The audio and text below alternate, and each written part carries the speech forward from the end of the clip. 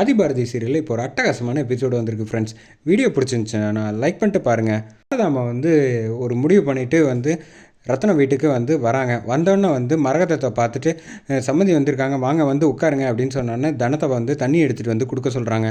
கொடுத்ததுக்கப்புறமேட்டுக்கு என்ன திடுதுப்புன்னு வந்திருக்கீங்க, எங்களெல்லாம் பார்க்குறதுக்கு நீங்கள் வரவே மாட்டீங்களே அப்படின்னோடனே, இல்லை உங்களை தான் பார்க்குறதுக்கு வந்திருக்கேன் அப்படின்னு. என்ன ஆச்சரியமாக இருக்குது, என் ஹஸ்பண்டு ரத்னத்தை தானே நீங்கள் பார்க்க வருவீங்க, எனக்கு புதுசாக இருக்கேன், நீங்கள் எங்களை ஏன் வீட்டில் உள்ள எல்லாரோட சம்மதமும் வேணும்ல, என்னங்க பேசுகிறீங்க, ஆல்ரெடி நிச்சயம் பண்ணி முடித்தாச்சு, நிச்சயம் பண்ணி முடித்ததுக்கப்புறமேட்டுக்கு எங்களோட சம்மதம் வேணும்னு கேட்குறீங்க. நீங்கள் கேட்குறதா இருந்தால் முன்னாடியே இல்லை கேட்டிருக்கணும், இப்போ சும்மா எதுக்கு பேசுகிறீங்க, எதுவாக இருந்தாலும் இந்த கல்யாணத்தை பற்றியோ எதை பற்றியோ பேசுகிறதா இருந்தால் தப்பாக நினச்சிக்காதீங்க சம்மந்தி, எல்லாமே அவர்கிட்ட தான் நீங்கள் பேசணும், என்கிட்ட பேச வேண்டிய அவசியமே கிடையாது அப்படின்னு அதிரடியாக மரகதம் சொன்னாங்க. என்ன இது, ஏன் இப்படிலாம் யோசிக்கிறாங்க, சரி முதல்ல பேசாமல் இருமா, அவங்க ஏதோ வந்திருக்காங்க, அவங்கள முதல்ல வாயை விட்டு பேச வைப்போம் அப்படின்னு சொன்னோன்னே, சரி என்னன்னு சொல்லுங்கள், நீங்கள் இவ்வளோ தூரம் வாயை விட்டு கேட்டதுனால நான் உங்களுக்காக ஒன்று சொல்கிறேன். ஏற்கனவே என் பையன் வாசு இறந்ததுனால எனக்கு மனசு ரொம்ப சங்கடமாக இருக்குது, அதனால் ஒரு தடவைக்கு 2 தடவை நீங்கள் ஜாதகம் பார்த்துக்கிட்டால் நல்லதாக இருக்கும், ஏதோ நான் சொல்லணுங்கிறது பாரதி ஜாதகத்தை வச்சு உங்கள் பையன் கூட நான் காலத்துக்கும் வாழணும்ல, அதனால் ஒரு தடவை செக் பண்ணிக்கோங்க நல்லா ஜோசியர்கிட்ட கொடுத்து அப்படின்னு சொன்னோன்னே, சரி அப்படின்னு சொல்லிட்டு இருங்க ஒரு நிமிஷம் அப்படின்னோன்னே இந்த பக்கம் போய் ஜாதகத்தை எடுத்துகிட்டு வராங்க. 2 பேருமே உள்குள்ளே வச்சுக்கிட்டு எப்படி நிப்பாட்டலான்னு யோசிச்சுட்டு இருக்காங்க. அதை வெளியில் கட்டிக்காமல் சும்மா நக்கலாக ஆளாளுக்கு சிரித்து பேசிகிட்டு இருக்காங்க. அறிவு இவங்களே நமக்கு ஒரு பாயிண்ட் எடுத்து கொடுக்குறாங்க அப்படின்னு சொன்னாலும், சரி பேசாமல் இரு, இவங்களுக்கு விருப்பம் இல்லைன்னு இதிலேயே தெரியுது அப்படின்னு சாரதா பேசாமல் இருன்னு சொல்கிறாப்புல நம்ம அறிவுக்கிட்ட. இந்த பக்கம் ஜாதகம் எடுத்துகிட்டு சரி நான் பார்த்துட்டு சொல்கிறேன் சம்பந்தி அப்படின்னு சொல்லிட்டு கிளம்பி போகிறாங்க. இந்த பக்கம் தனம் கரெக்டாக கேட்ச் பண்ணிட்டாங்க. பார்த்தியா, அவள் வெளியில் ஒன்று வச்சுக்கிட்டு உள்ளுக்குள்ளே ஏதோ உள்குத்தோடு பேசுகிற மாதிரியே இல்லை அப்படின்னோன்னே, அது எனக்கு நல்லாவே தெரிஞ்சு, அதனால தான் இப்போ ஜாதகத்தை வச்சு அப்பா கிட்ட பேசுகிறதுக்கு ஒரு ஐடியா பண்ணி வச்சுருக்கேன் அப்படின்னு சொன்னோன்னே, சரி எதுவும் நடக்கட்டும் அப்படின்னோடனே இந்த பாரதி ஸ்கூலுக்கு டக்குன்னு பைக்கில் தமிழை இறக்கி விடலான்ட்டு வராங்க. கரெக்டாக ஆதிக்கு ஷார்ப்பாக வந்துடுறாங்க.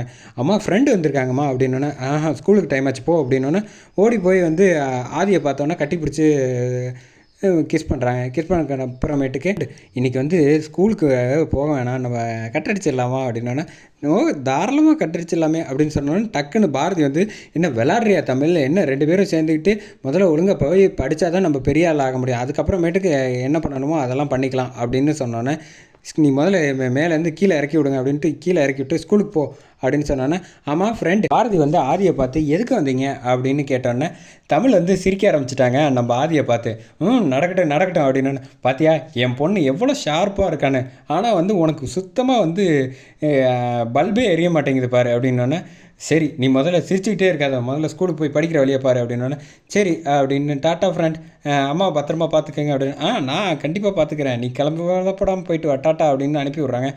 ஆதி ஆஃபீஸ் போகணும் கிளம்பலையா அப்படின்னோன்னே, உங்களை கூட்டிகிட்டு போகலாங்கிறதுக்காக தான் நான் வந்திருக்கேன். ஆதி என்ன விளாட்றீங்களா, நான் பாட்டுக்கு பைக்கில் வந்துக்கிறேன், நீங்கள் ஆஃபீஸ்க்கு போங்க அப்படின்னோடனே, இனிமேல் உங்களை விட்டு நான் பிரிய மாட்டேன், நீங்கள் பைக்கை இங்கே ஓரமாக பார்க் பண்ணுங்கள், பார்க் பண்ணிட்டு வாங்க நம்ம கார்லேயே போவோம் அப்படின்னோடனே, என்ன அது இப்படி பண்ணுறீங்க, என்ன ஒரு கட்டிக்க போகிறவன் கூப்பிட்றேன், ஆனால் நிச்சயம்லாம் முடிஞ்சிருச்சு, ஆல்ரெடி நான் ஹஸ்பண்ட் மாதிரி தான், நீங்கள் கூப்பிட்டா வரமாட்டேங்கிறீங்களே, அப்புறம் எப்படி நான் ரொமான்டிக்காக லவ் பண்ணுறது, உங்களை ரொம்ப கஷ்டமாக இருக்குது, உங்களுக்கு நான் ஒவ்வொன்றும் சொல்லித்தர வேண்டியதாக இருக்குது அப்படின்னு.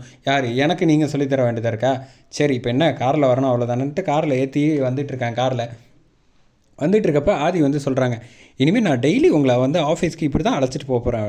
ஆதி விளையாடாதீங்க, நம்ம என்ன ஸ்கூல் பசங்க மாதிரி நீங்கள் கிண்டல் பண்ணிகிட்டு இருக்கீங்க, காலேஜ் பசங்க மாதிரி அப்படின்னோடனே, நானும் இது வரைக்கும் பாரதி நான் லவ்வே பண்ணதில்லை, ஒவ்வொரு தடவையும் நான் எந்த பொண்ணை பார்த்து நான் எனக்கு ஒரு லவ் பண்ணுற ஃபீலே வந்ததில்லை, உங்களை பார்த்ததுக்கப்புறமேட்டு தான் என் மனசு உங்கள் கூட சேர்ந்து வாழணுங்கிற ஆசையே வந்துச்சு, நான் முதல்ல லவ் பண்ண பொண்ணே நீங்கள் தான் அப்படின்னு ஆதி செம க்யூட்டாக சொல்லிகிட்டு இருக்காங்க. அந்த பக்கம் என்ன சொல்கிறதுன்னு தெரியாமல் பாரதி வெக்கப்பட்டு சிரிச்சிட்டு இருக்காங்க. இப்படி சின்ன பசங்க மாதிரி வெக்கப்பட்டா எப்படி, நம்ம காலத்துக்கும் நம்ம ஒரு நல்ல கல்யாணம் ஆகிறதுக்கு முன்னாடி நமக்கு ஒரு 5-6 மெமரிஸ் நிறைய வேணும் பாரதி, நம்ம இனிமேல் ஒவ்வொரு இடம்னாலும் ஒவ்வொரு கிஃப்ட் பண்ணி உங்களை நான் சர்ப்ரைஸ் பண்ண போகிறதில்ல, அதிகமாக லவ் பண்ண போகிறேன் அப்படின்னு சொல்லிகிட்டு இருக்கப்ப, அது போகிறோம், நீங்கள் என்ன சின்ன பையனா அப்படின்னு கேட்டால், நிச்சயமாக நான் சின்ன பையன் கிடையாது தான், ஆனால் எனக்கு வந்திருக்க காதல் முதல் காதல் இல்லையா, அதை நான் சந்தோஷமாக அனுபவிக்கணும், நீங்களும் அனுபவிக்கணும் அப்படின்னு சொல்லிடுறாங்க. அடுத்த சீன்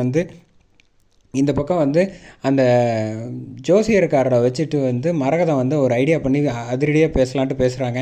இந்த பக்கம் வந்து செம கடுப்பாயிட்டார் ரத்னம். உன்னை பற்றி எனக்கு தெரியாதா, தேவையில்லாத வேலையெல்லாம் பார்த்துட்ருக்க, நீ எப்போ இந்த நிச்சயம் ஜோசியம் ஜாதகம் எல்லாம் காமெடி பண்ணுறியே, இதெல்லாம் உனக்கு உண்மையிலே பாரதி மேலேயே அக்கறை இருந்துச்சுன்னா நீ முன்னாடியே கொடுத்துருக்கணும். நிச்சயம் முடிஞ்சதுக்கப்புறமேட்டு கொடுக்குற பற்றியா இதிலே தெரில, துறையை வச்சு கல்யாணத்தை பண்ணி வைக்கலாம் பாரதிக்குன்னு நினைக்கிற திட்டம் போடுற வேலையெல்லாம் வச்சு அதை தொலைச்சி என்ன நினச்சிட்டு இருக்கேன், உங்கள் 2 பேரை பற்றி எனக்கு எதுவும் தெரியாதுன்னு நினச்சியா அப்படிங்கிறாங்க. இதை பாரதி எல்லாம் கேட்டுட்டு வந்து எதுவுமே தெரியாத மாதிரி, அத்தை உங்களுக்கு என்ன இப்போ ஜோசியம் தானே பார்க்கணும், ஜாதகம் எல்லாம் நான் பாருங்கள், நானும் கூட வரேன் அப்படின்னோன்னே, நீ தான் பாரதி என்னை நல்லா புரிஞ்சிருக்க அப்படிங்கிறாங்க. இவங்க என்ன திட்டம் போடுறாங்கங்கிறத தெரிஞ்சுக்கிறதுக்காக தான் பாரதி அவங்க கூட போகிற மாதிரி காட்டுறாங்க.